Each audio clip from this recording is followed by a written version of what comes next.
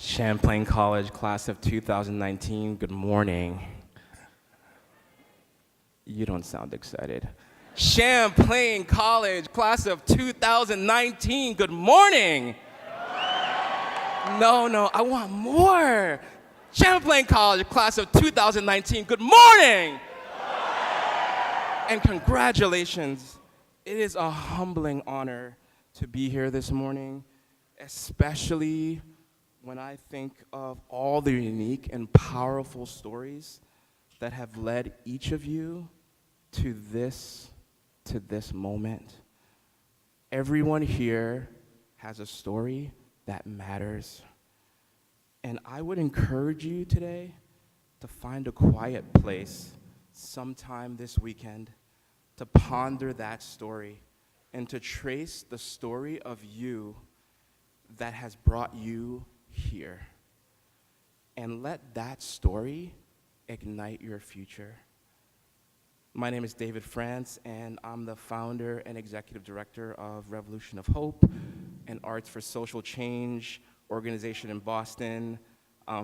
Recently an Amazon #1 best-selling author. I'm a dreamer. I'm a violinist, a social entrepreneur, a traveler. My mic doesn't work. Can you hear me? Hello? Hello?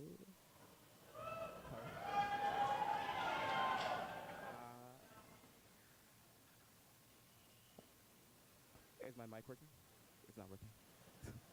I'm cut off.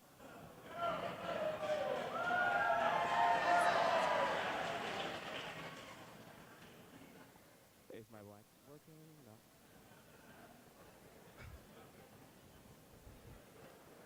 Good morning, good morning. Can you hear me? Awesome. So I'm a lot of things. I'm a traveler. My mother, who's here in the front row, she'd probably say that I'm a little bit crazy. But I'm also a storyteller. And this morning, Thomas Jefferson's words couldn't resonate more with me. We hold these truths to be self-evident, that all men are created equal, that they are endowed by their Creator with certain inalienable rights, that among these are life, liberty, and the pursuit of happiness. And my parents, they immigrated to this country from the West Indian island of Nevis, and never in their wildest dreams could they imagine that their last child, me, that I would find my way into the American dream through a free violin program. And so this morning, I want to take you on a journey through a few stories of my own journey into the American dream. And I hope that in some way, you can find yourself, your story, in my story. So it's always hard to know where to begin to tell your story. So I'm going to start in the 19th century. And so, of course, you're thinking, this is going to be a long morning. So in 19th century France, there was a little boy, 7 years old, and his name was Antoine. And so Antoine was just a French 7-year-old. But one day, Antoine was kidnapped from his family for a ransom. And the kidnapper said, if you want your son back, you have to give us the ransom money. And his family said, of course. And so the family gave the kidnappers the ransom money. And the kidnappers, they took the ransom money, and they didn't return Antoine to his family. Instead, they took him on a ship and sailed him to the Caribbean and literally dropped him off. And so while this little boy was wandering on the beach by himself, somebody saw him and said, well, what are you doing here? And he started speaking French. And that man who found him on the beach decided to raise him. And so when Antoine grew up, he got married and he had a son. And he thought, well, no one on the island can pronounce my last name anyway, so I'm going to change my son's last name to the country I was kidnapped from, France. And then he said, I'm going to name my son after the man who found me on the beach.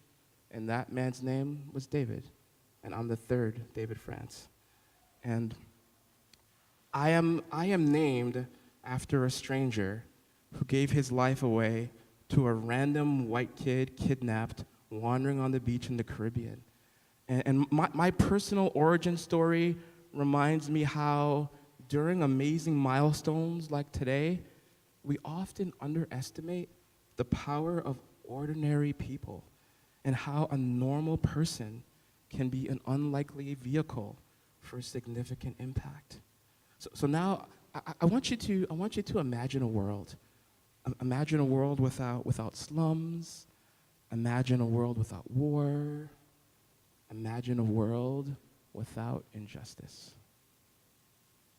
Now, imagine that same world without Mother Teresa, without Gandhi, without Martin Luther King.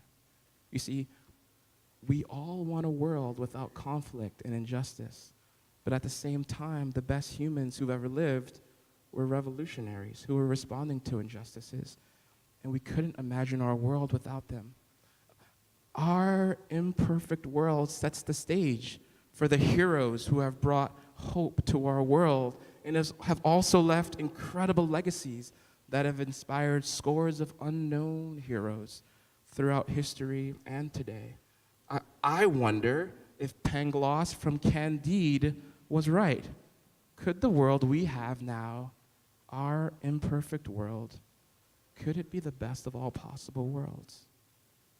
There are 4 things that are true of each of the 3 heroes I mentioned.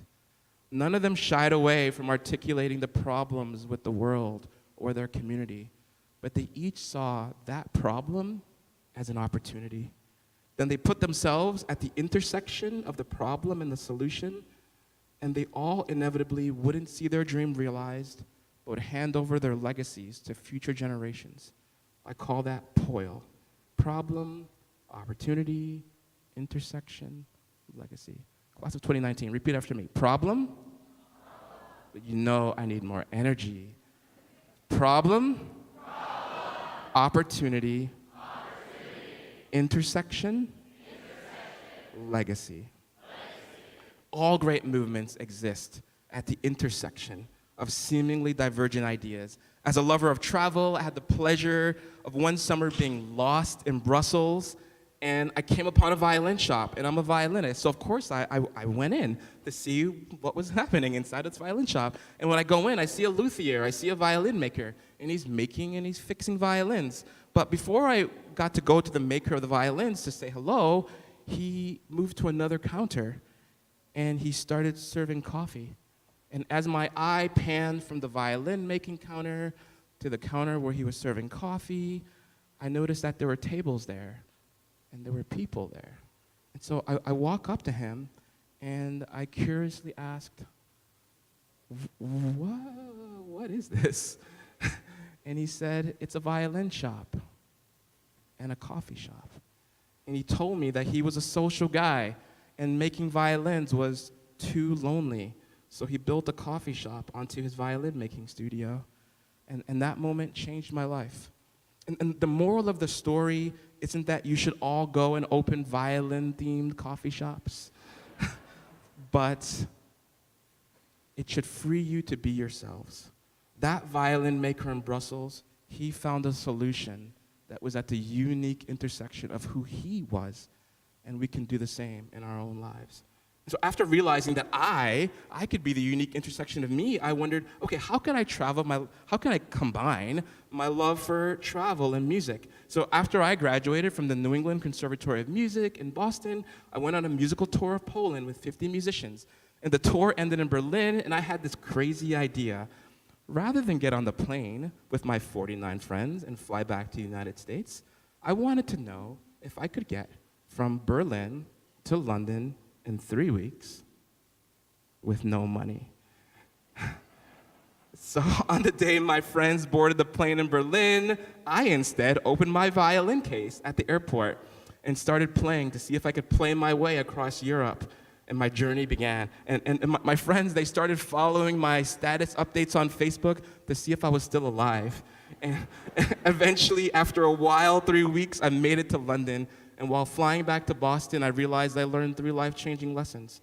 You could travel with a lot less stuff than you think. You don't need a lot of stuff. You could travel with a lot less money than you think. You don't need a lot of money.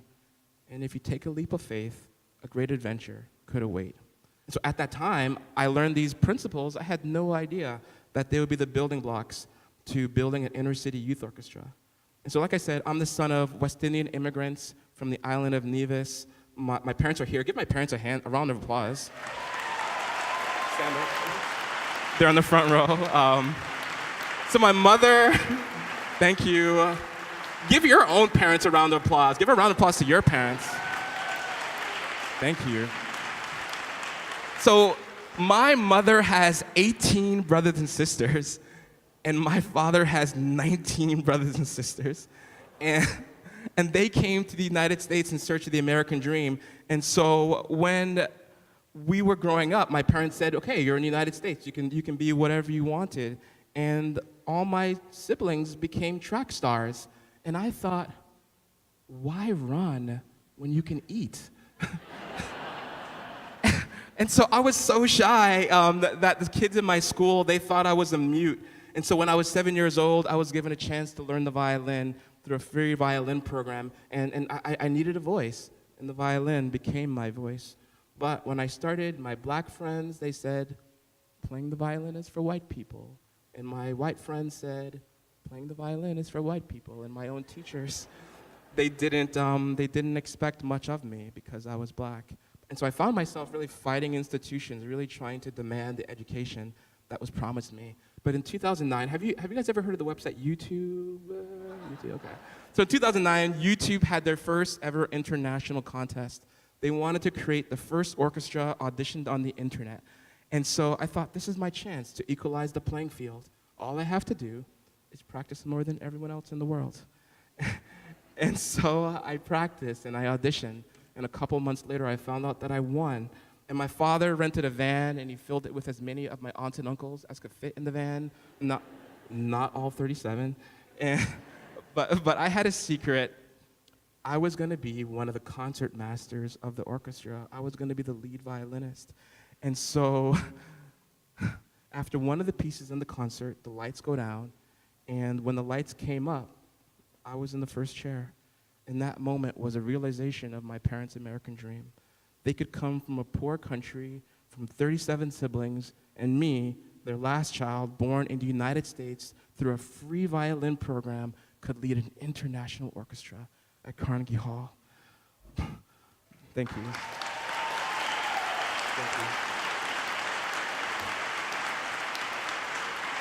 Thank you. But that wasn't enough.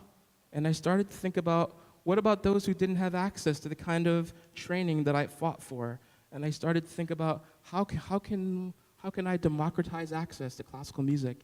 So shortly after winning the YouTube contest, I went back to Bermuda, where I was living at the time, and I saw videos from this movement out of Venezuela called El Sistema, which is an initiative founded by Dr. Jose Antonio Abreu that uses music to transform the lives of kids in some of Venezuela's poorest villages.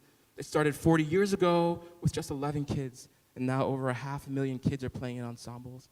And so in 2011, I won a fellowship to study El Sistema in Boston and in Venezuela. And during my last week in Venezuela, we were in a city called Coro, and I met a woman named Isandra Campos. So Isandra Campos, she's a mother of 5, and a year before I met her, she moved out of her house with her kids, in with her mother, so that she could use her home as a place where an orchestra could be formed, as a music program. 7 days a week, she has a music program in her house, a morning program for the kids to go to school in the afternoon, an afternoon program for the kids to go to school in the morning, and in the back of the house, she raises chickens. And so she took me to the back of the house one day, and she said, everyone that comes here has to pick the eggs. So here I am in the back of the house picking eggs. I had never done that before. I thought I was on an Easter egg hunt. And she said, do you know what I do with these eggs? And I thought, well, there's a lot of kids here. Maybe you scramble them. and she slapped me across the face. She said, no, I sell them. And she told me she sells the eggs for $1 each, and that's how she buys the music for the kids. And I realized there were no longer any excuses.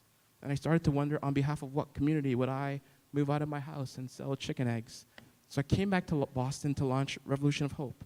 And when I was in school, I was on a full scholarship. So when I graduated, they stopped sending me checks. And I couldn't afford my rent, and so I was homeless.